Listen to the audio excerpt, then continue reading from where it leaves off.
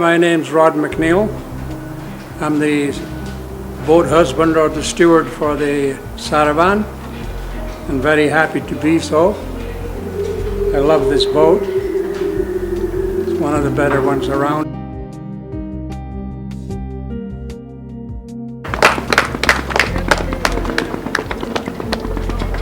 What a good sounding engine. Wow. Is it even on? Yeah. Maybe we Yeah, put it back up. It was the first boat in the LMS fleet of boats, and it was restored and had a couple of restorations, and Transport Canada kind of put the kibosh on it when it was being used as a tour boat. So they went back to another restoration where they restored it back to what you see now.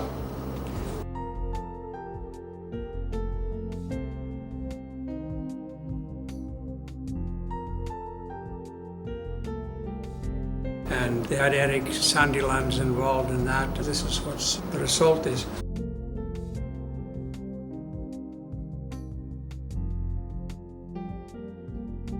I got involved because of Paul NOTTE. He realized that I could handle a boat.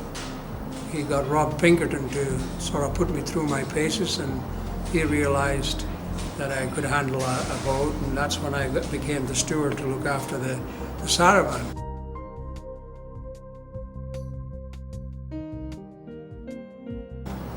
And I've just loved taking it for the show and tell to places like North Vancouver, Granville Island, Steveston, Victoria, and even down to Washington State, to Port Townsend, which was very exciting. And no matter where the Saravan goes, it's always well received.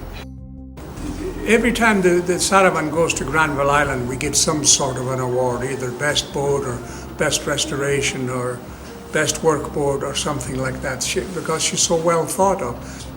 Very exciting, and no matter where the Saravan goes, it's always well received.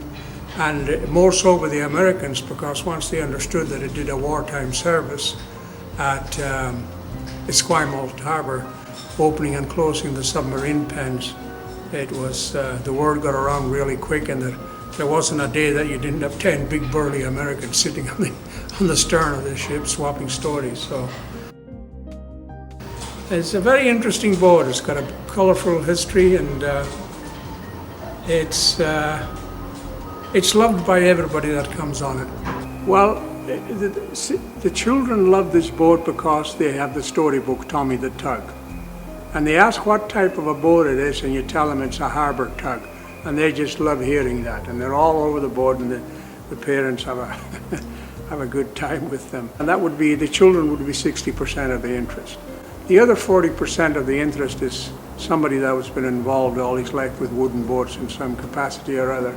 And some of them come along and they look at it and say, I used to sail on that thing. I used to work on that thing, you know. One old guy came down, he was in tears, he couldn't believe it. And he was so happy that it was restored and everything like that.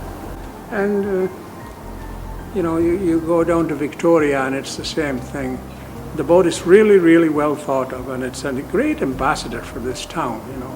Ladysmith has a lot of things that probably the locals take for granted. We've got the most beautiful harbour in the world, you know. Surrounded by beautiful trees, beautiful water, sheltered waters, fishing on your doorstep. It doesn't get better than this.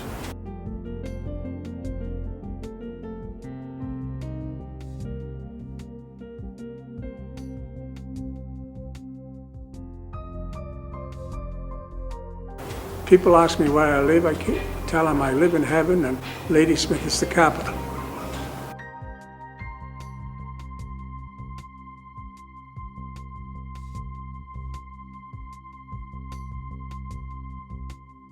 Yeah, the Saravan was built in Stanley Park Shipyard in the 1930s, and it is 32 feet long with a 5-foot draft at the stern. It was built as a harbour tug for the Van Vroom family. And that's hence the name, the Saravan. It was named for the wife, I think it was the wife, Saravan from.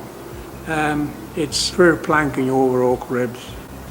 A lot of them have been changed over the years. The last time it was in the shop, there's very, very few planks needed replacing. So, and it's a tough boat. It's very, very well built. The timbers are large.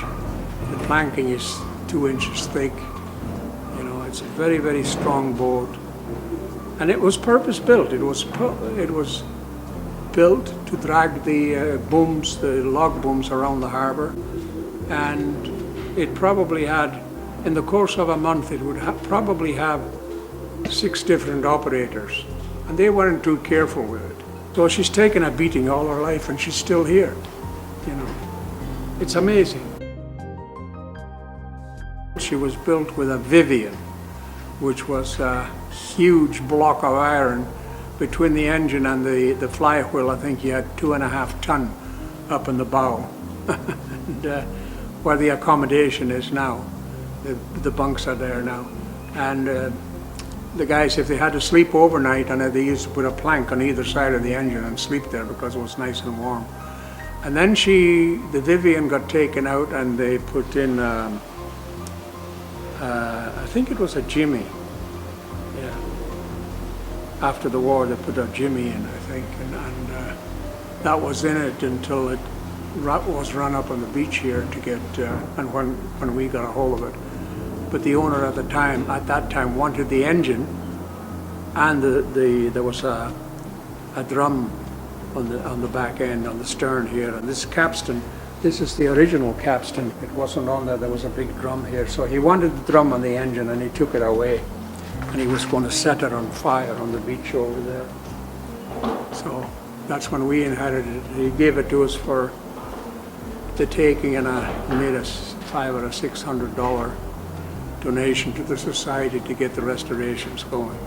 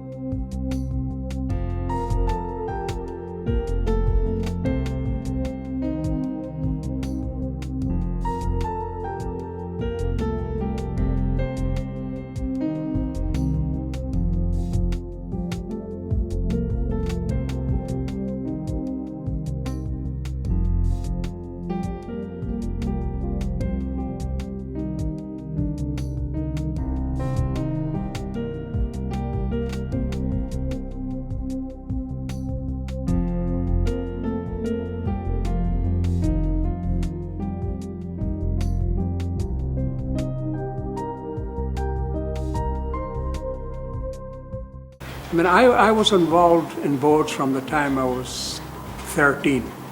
I used to, in the summer, I used to be on a little bottom dragger that went out every day and went after flounder and skate and that.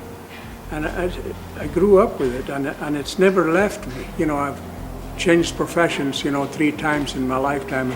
The warmest feeling I have is when I'm aboard a boat. And a wooden boat, the better it is, although I was involved in gill netting for 18 years, it's just not the same. Taking this thing and showing it off to the public, and when you see the public get a lot of pleasure out of seeing a boat that's been very well restored and has a history. They just love it, and it's something that we should preserve. So I think wood is warm. Metal is not, and fiberglass is indifferent. I mean, they've got their own attributes, but I think there's something about a wooden boat. I mean, the amount of pleasure people get from taking a look at these boats today is immeasurable. So I'm so happy they did it.